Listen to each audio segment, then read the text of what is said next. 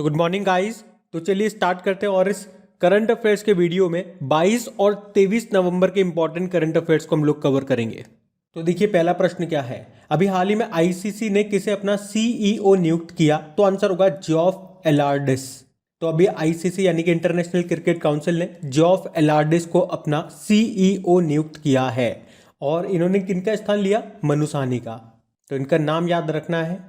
बाकी शॉम्बी शार्प, अभी United nation general assembly ने इन्हें भारत में संयुक्त राष्ट्र के रेजिडेंट कोऑर्डिनेटर के रूप में नियुक्त किया था। मोरिनारी वतनबे की बात करेंगे, ये फिर से इंटरनेशनल जिम्नास्टिक फेडरेशन के अध्यक्ष बन चुके हैं। इंटरनेशनल जिम्नास्टिक फेडरेशन, इसका हेडक्वार्टर मिलेगा आपको लुज़ेन स्विट्जरलैंड में। बाकी डैनियल डेल वेल, तो इंटरनेशनल ह्यूमन राइट्स फाउंडेशन ने संयुक्त राष्ट्र में युवाओं के लिए उच्च प्रतिनिधि के रूप में इनको नियुक्त किया था। बाकी आईसीसी, इसकी स्थापना होती है 1909 में। हेडक्वार्टर आपको मिलेगा दुबई यूएई में और इसके चेयरमैन कौन है? ग्रेग बार्कले, ये न्यूजीलैंड से हैं। अभी हमने पढ़ा था 2021 में जो T20 वर्ल्ड कप हुआ उसे किसने जीत लिया? ऑस्ट्रेलिया ने न्यूजीलैंड को हरा करके। कहाँ पे हुआ था? ओमान और यूनाइटेड अरब अमीरात में हुआ था। और अभी आईसीसी क्रिकेट समिति के अध्यक्ष कौन बने? सौरव गांगुली। और नेशनल क्रिकेट एकेडमी के मुख्य कोच कौन बने? वीवीएस लक्ष्मण। और राहुल द्रविड़, ये रवि शास्त्री के बाद भारतीय क्रिकेट टीम के मुख्य कोच बने हैं। चलो आप तो बताओ, 100वें टेस्ट मैच में 200 रन बनाने वाले विश्व के एकमात्र बल्लेबाज कौन है? इंग्लैंड के हैं जॉ रूट। और अंतर्राष्ट्रीय क्रिकेट में 10,000 रन बनाने वाली पहली भारतीय महिला क्रिकेटर बनी थी मिताली राज। जबकि सभी फॉर्मेट में डेब्यू करने वाली सबसे युवा भारतीय क्रिकेटर कौन है? शेफाली वर्मा है। और पिंक बॉल क्रिकेट में टेस्ट शतक बनाने वाली पहली भारतीय महिला कौन है? स्मृति मंधाना है। अच्छा, एक दिवसीय शतक बनाने वाली दुनिया की सबसे कम उम्र की खिलाड़ी कौन है? एमी हंटर, ये आयरलैंड से है। तो ये भी ध्यान रखना। बढ़ते आगे। फिर बताइए, बीसीसीआई के अनुसार आईपीएल 2022 ये किस देश में खेला जाएगा? तो आंसर होगा भारत। तो बीसीसीआई के जो सचिव हैं जय शाह, उन्होंने घोषणा की है कि आईपीएल 2022 ये भारत में खेला जाएगा।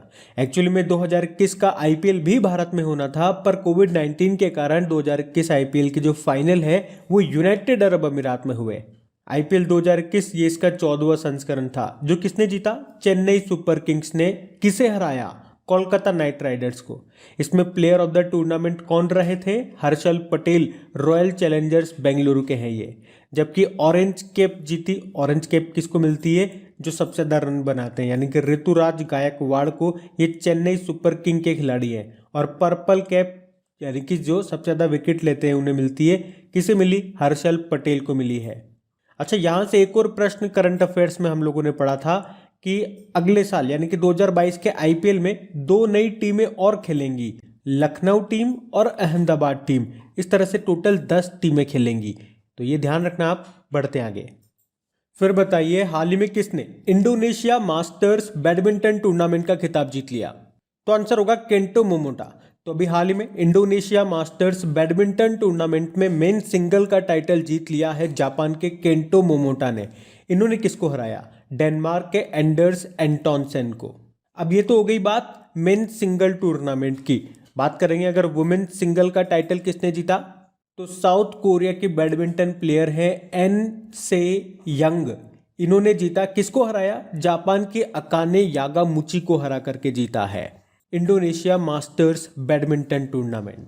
तो मेन सिंगल टाइटल और वुमेन सिंगल टाइटल दोनों एक ही क्वेश्चन में मैंने आपको बता दिए, ध्यान रखना। बढ़ते हैं आगे।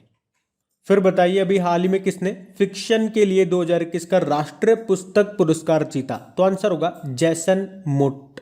तो राष्ट्रीय पुस्तक पुरस्कार यानी कि नेशनल बुक अवार्ड के 72वें संस्करण 72 एडिशन का आयोजन अभी किया गया। किसने किया? नेशनल बुक फाउंडेशन ने। और जैसन मोट ने अपने उपन्यास हेल ऑफ अ बुक के लिए कथा साहित्य के लिए 2021 का राष्ट्रीय पुस्तक पुरस्कार जीता है। जो एक पुस्तक दौरे में यात्रा करते समय काले लेखक के साहसिक कार्य के बारे में एक कथा है। अच्छा, ये तो फिक्शन कैटेगरी में हो गया। नॉन फिक्शन कैटेगरी में बात करेंगे तो कौन विजेता रहे? टिया माइल्स। बाकी इनके अलावा 3-4 कैटेगरी और है और इनके नाम मैं आपको स्क्रीन पे शो कर रहा हूं, आप देख करके रीड कर सकते हैं। बाकी एम मुकुंदन 2021 का जेसीबी पुरस्कार जीता अपने उपन्यास दिल्ली अ सॉली लीग के लिए। डैमन गलगुट आप जानते हैं साउथ अफ्रीका के लेखक हैं, 2021 का बुकर पुरस्कार जीता अपने उपन्यास द प्रॉमिस के लिए। और एलेक्सी नवल्नी सखारोव पुरस्कार इन्होंने जीता, किसने दिया? यूरोपियन यूनियन ने। ये नाम भी इंपॉर्टेंट है, इनको याद रखना। बढ़ते आगे। फिर बताइए, अभी हाल ही में गृह मंत्रालय ने किस पुलिस स्टेशन को सर्वश्रेष्ठ पुलिस स्टेशन का दर्जा दिया? तो आंसर होगा सदर बाजार पुलिस स्टेशन। तो अभी गृह मंत्रालय ने दिल्ली के सदर बाजार पुलिस स्टेशन को वर्ष 2021 के लिए भारत के सर्वश्रेष्ठ पुलिस स्टेशन का दर्जा दिया है। अभी पुलिस स्टेशन में उपलब्ध सेवाओं और सुविधाओं के मामले में पुलिस स्टेशनों को रैंक करने के लिए गृह मंत्रालय ने भारत के टॉप 10 पुलिस स्टेशनों की सालाना सूची जारी की है और इसमें टॉप पे रहा सदर बाजार police station Delhi. Second number पे उड़ीसा का गंगापुर पुलिस स्टेशन रहा और तीसरे नंबर पे हरियाणा का भट्टूकला थाना रहा। तो ये ध्यान रखना। आप बढ़ते आगे। फिर बताइए, हाल ही में 2021 एशियाई तीरंदाजी चैंपियनशिप में भारत ने कितने पदक जीते? तो आंसर होगा 7। अच्छा, 2021 एशियन आर्चरी चैंपियनशिप ये हुई कहाँ पे? बांग्लादेश में। बांग्लादेश की कैपिटल ढाका में। और इसमें भारतीय तीरंदाजों ने 7 मेडल जीते हैं। और अंक तालिका में बात करें तो दूसरे स्थान पे रहा भारत। पहले स्थान पे साउथ कोरिया है 15 मेडल के साथ, दूसरे पे भारत है 7 मेडल के साथ और तीसरे पे बांग्लादेश है 3 मेडल के साथ। ये जो 7 मेडल हमने जीते इसमें से 1 गोल्ड है, 4 सिल्वर है और 2 ब्रॉन्ज है। गोल्ड जीता किसने? ज्योति सुरेखा वेन्नाम ने। अच्छा, जब भी तीरंदाजी की बात आती है तो 1-2 नाम आप याद रखना। भारतीय जो फेमस तीरंदाज हैं, आर्चर हैं, एक तो दीपिका कुमारी का नाम याद रखना, एक अतानु दास का नाम भी याद रखना। और अभी ये प्रश्न भी हो गया आपका, 2021 एशियाई तीरंदाजी चैंपियनशिप में भारत ने कितने मेडल जीते? तो 7। कहाँ पे हुआ था? ये बांग्लादेश में। बढ़ते आगे।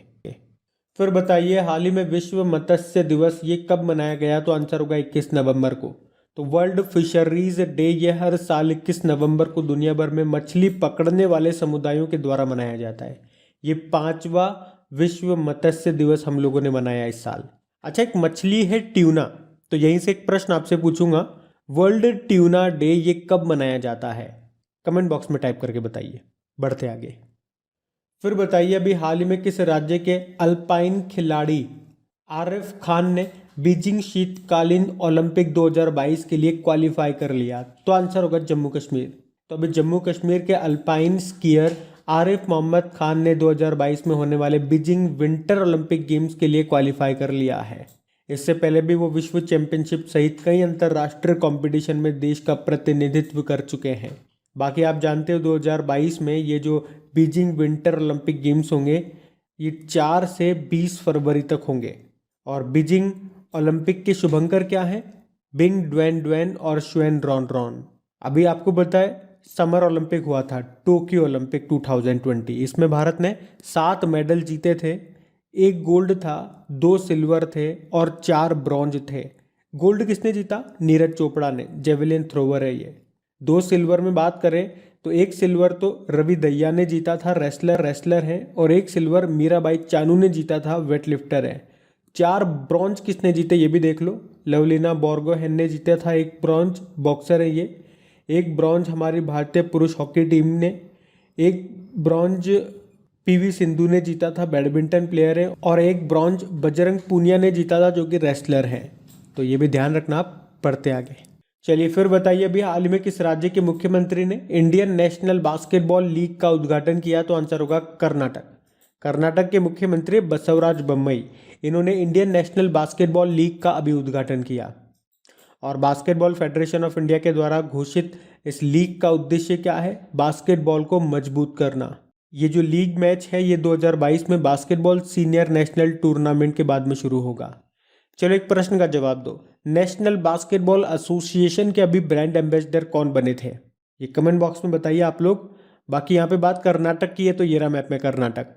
देखो कर्नाटक की कैपिटल बेंगलुरु है, यहीं पे आपको इन्फोसिस का हेडक्वार्टर मिलेगा, विप्रो का हेडक्वार्टर मिलेगा, हिंदुस्तान एरोनॉटिकल लिमिटेड का हेडक्वार्टर मिलेगा और इसरो का हेडक्वार्टर भी यहीं पर मिलेगा। इसी को सिलिकॉन वैली ऑफ इंडिया भी कहा जाता है। मुख्यमंत्री हो गए कौन? बसवराज बोम्मई, और गवर्नर थावरचंद गहलोत हो गए।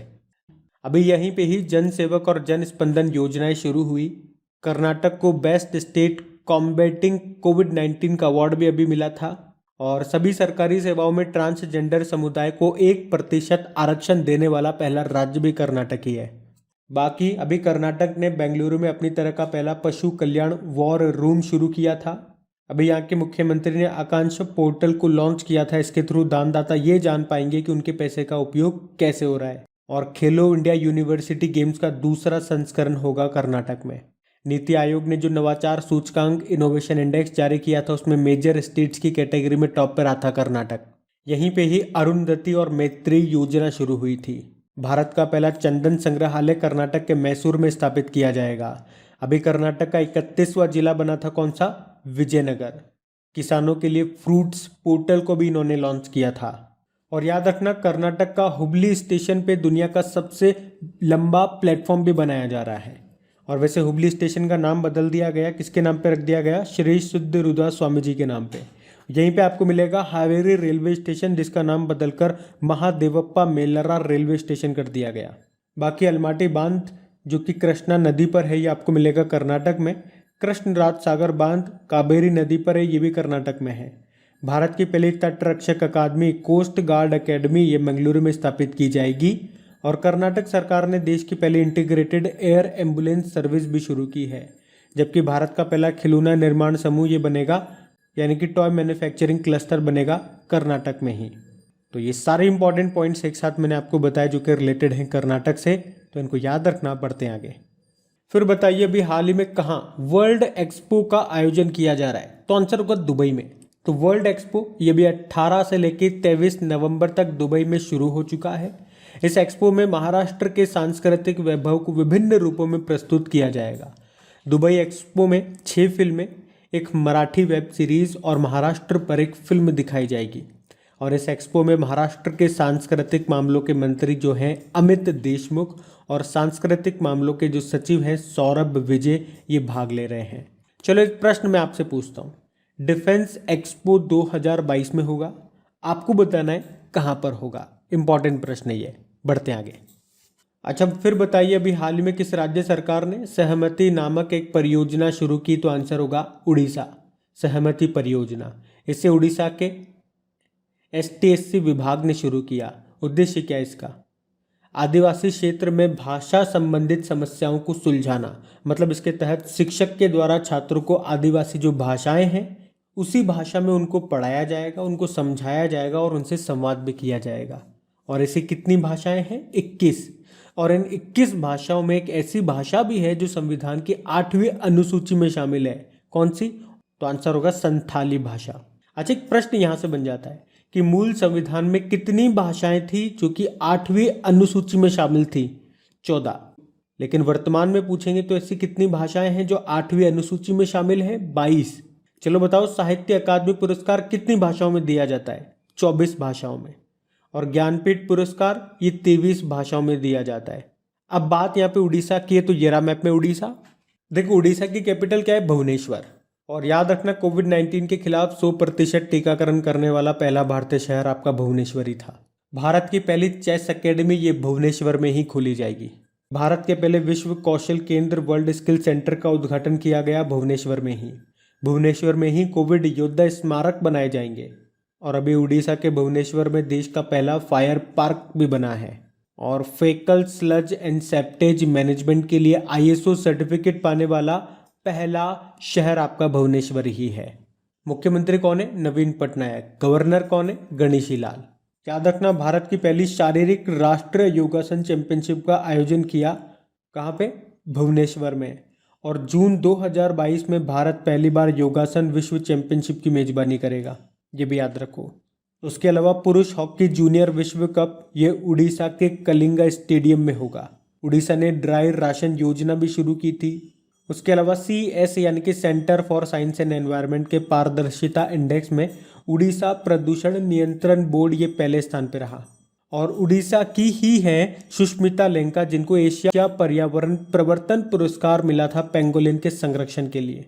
यहीं पे ही रजा पर्व मनाया जाता है, धानु जात्रा महोत्सव मनाया जाता है और नुआखाई त्यौहार मनाया जाता है। स्मार्ट हेल्थ कार्ड प्रदान करने वाला पहला राज्य आपका उड़ीसा ही है। 24 घंटे 7 दिन नल से स्वच्छ जल उपलब्ध कराने वाला देश का पहला शहर पुरी है। उड़ीसा ने पत्रकारों के लिए एक योजना शुरू की थी, स्वास्थ्य बीमा योजना, जिसका नाम है गोप बंधु संपदिका स्वास्थ्य बीमा योजना। ये जो आप देख रहे हो ये है चिल्का लेक, एशिया की सबसे बड़ी खारे पानी की झील है और भारत की पहली रामसर साइट का दर्जा भी इसको मिला था 1981 में। इसी में आपको नलबाना पक्षी अभ्यारण्य भी मिलेगा और इसी में एक डॉल्फिन पाई जाती है जिसे कहते हैं इरावदी डॉल्फिन। तो ये सारे इंपॉर्टेंट पॉइंट्स मैंने आपको एक साथ बताए, इनको ध्यान रखना। बढ़ते आगे। हाल ही में किसने सैयद मुश्ताक अली ट्रॉफी जीत ली है? तो आंसर होगा तमिलनाडु ने। तो तमिलनाडु ने कर्नाटक को हरा करके लगातार दूसरी बार ये सैयद मुश्ताक अली ट्रॉफी को जीत लिया है। अच्छा, पहले तो ये बताओ कि सैयद मुश्ताक अली ट्रॉफी का संबंध किससे है? क्रिकेट से है। इसी तरह से विजय हजारी ट्रॉफी का संबंध भी आपके क्रिकेट से है, जिसको अभी चौथी बार जीता था मुंबई ने उत्तर प्रदेश को हरा करके। और अगर आपसे पूछा जाए, क्योंकि इस तरह के प्रश्न बन जाते हैं एग्जाम में, जैसे कि सुनो, शारजा कप का संबंध किससे है? सहारा कप का संबंध किससे है? रणजी ट्रॉफी तो आप बता ही दोगे। एक जवाहरलाल नेहरू कप भी पूछा जाता है। ईरानी ट्रॉफी पूछी जाती है। दुलीप ट्रॉफी बताओ। देवधर ट्रॉफी हो गया। सीके नायडू ट्रॉफी हो गया। एशिया कप हो गया। एशियज कप हो गया। इस तरह से प्रश्न बन जाते हैं कि इनका संबंध किससे है। तो इन सभी का संबंध है क्रिकेट से। और अभी सैयद मुश्ताक अली ट्रॉफी को जीत लिया, याद रखना, तमिलनाडु ने। इसको हरा करके कर्नाटक को हराकर। बढ़ते हैं आगे। फिर बताइए, हाल ही में चर्चा में रहा स्विच 10 UAV और MR-20 क्या है? तो आंसर होगा LCH लघु ड्रोन, यानी कि light combat helicopter small drone. तो स्विच ये युद्ध में लड़ने वाले स्मॉल ड्रोन है। इसे किसने बनाया है? हिंदुस्तान एरोनॉटिकल लिमिटेड ने बनाया है। अच्छा, ये स्विच 10 UAV की कैपेसिटी है 15 किलो वजन उठाने की और MR-20 की कैपेसिटी है 20 किलो वजन उठाने की। और अभी प्रधानमंत्री नरेंद्र मोदी ने इंडियन एयर चीफ मार्शल जो है विवेक राम चौधरी, उनको इन्हें सौंप दिया है।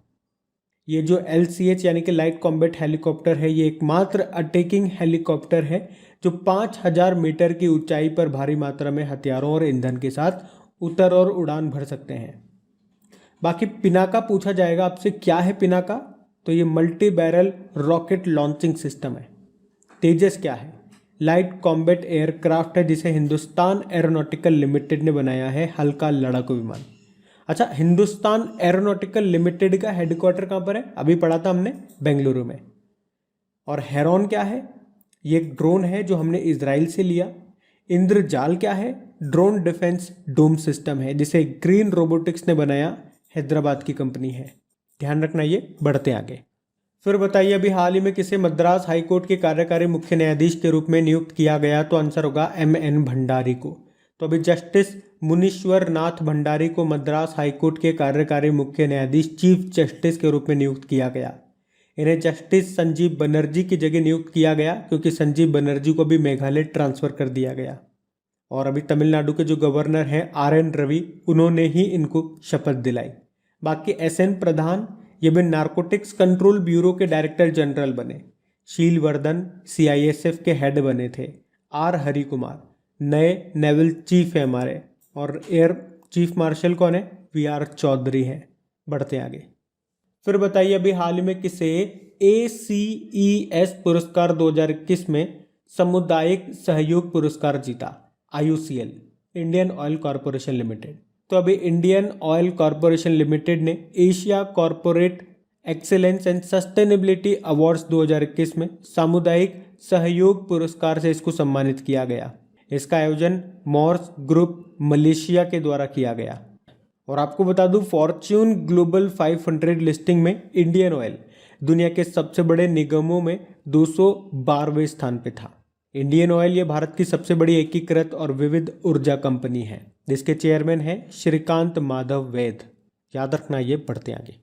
फिर बताइए, अभी हाल ही में प्रधानमंत्री नरेंद्र मोदी कहां पर इन्होंने उत्तर प्रदेश रक्षा औद्योगिक कॉरिडोर परियोजना की आधारशिला रखी, यानी कि डिफेंस इंडस्ट्रियल कॉरिडोर? तो आंसर होगा झांसी में। तो अभी प्रधानमंत्री नरेंद्र मोदी ने उत्तर प्रदेश के झांसी में रक्षा औद्योगिक कॉरिडोर की आधारशिला रखी है। और इसे कहाँ पे वैसे स्थापित किया जाएगा? ये आगरा में, कानपुर, चित्रकूट, अलीगढ़ और झांसी में। और वैसे भारत में पूछेंगे किन किन राज्यों में, तो 2 जगह, तमिलनाडु और उत्तर प्रदेश में इस डिफेंस इंडस्ट्रियल कॉरिडोर को स्थापित किया जाएगा।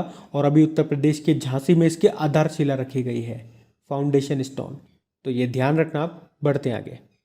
फिर बताइए अभी हाल ही में किसने Qatar F1 formula 1 grand prix का खिताब जीत लिया, तो आंसर होगा लुइस हैमिल्टन। लुइस हैमिल्टन कहाँ के रहने वाले हैं? ब्रिटेन के। किस कार कंपनी के ड्राइवर हैं? मर्सिडीज के। अभी इन्होंने कतर फार्मूला 1 रेस जीत ली। इससे पहले ब्राज़ील ग्रैंड प्रिक्स भी इन्होंने जीती थी, अभी 2-4 दिन पहले ही हमने पढ़ा था। इसमें सेकंड नंबर पे रहे मैक्स वर्स्टपन, रेडबुल के वो ड्राइवर हैं, वो नीदरलैंड से हैं। फिर बताइए अभी हाल ही में विश्व टेलीविज़न दिवस ये कब मनाया गया, तो आंसर होगा 21 नवंबर को। तो हर साल 21 नवंबर को वर्ल्ड टेलीविज़न डे के रूप में मनाया जाता है। ये दिन दृश्य मीडिया की शक्ति की याद दिलाता है।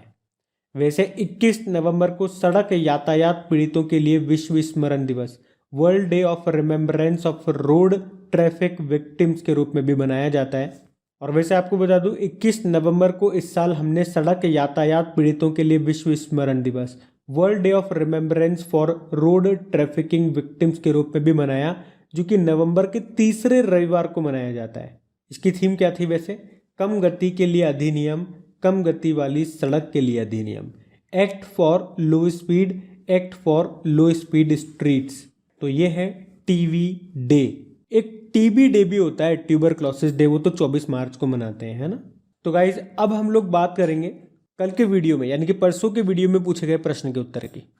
तो आपसे पूछा गया था कि उत्तर प्रदेश में कहाँ पहले वायु प्रदूषण रोधी टावर का उद्घाटन किया गया, तो आंसर होगा नोएडा में। आप सभी ने प्रश्न का बिल्कुल सही उत्तर दिया था।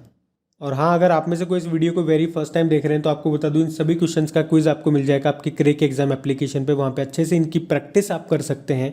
इन सब का PDF भी आपको वहीं पे मिल जाएगा। एप्लीकेशन का लिंक आपको नीचे डिस्क्रिप्शन में मिलेगा। और गाइस सेशन अच्छा लगा है तो लाइक करके दोस्तों के साथ में शेयर ज़रूर कीजिएगा। Thank you.